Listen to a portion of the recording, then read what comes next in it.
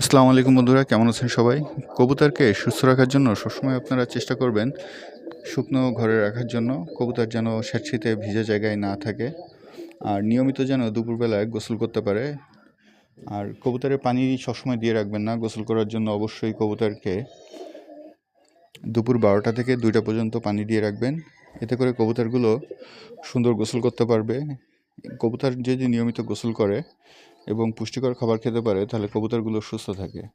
আর আপনারা যদি এরকম ছেড়ে কবুতর পালন করেন, সেক্ষেত্রে কবুতরগুলো অনেক সুস্থ থাকবে। আর কবুতর পুষ্টিকর খাবারগুলো নিজেরাই সংগ্রহ করে খেতে পারবে। আপনাদের নতুন করে আবার কবুতরের খাবারের নিয়ে চিন্তা করা লাগবে না। এই সামান্য কিছু ধান, গম এগুলো দিলেই কবুতরের খাবার হয়ে যাবে। বাকিটা ওরা নিজেরাই কালেক্ট করে নেবে। আর আমার কাছে সবসময় দেশি কবুতর ভালো লাগে। আপনারা চেষ্টা করবেন আপনারা বাইরের কবুতরগুলো পুষলেও অন্তত 2-3 জোড়া দেশি কবুতর রাখতে।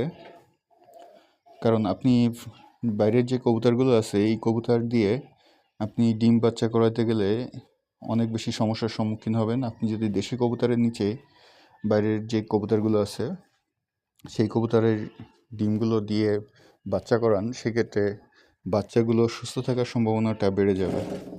ধন্যবাদ সবাইকে। চ্যানেলটি সাবস্ক্রাইব করে সাথে থাকবেন।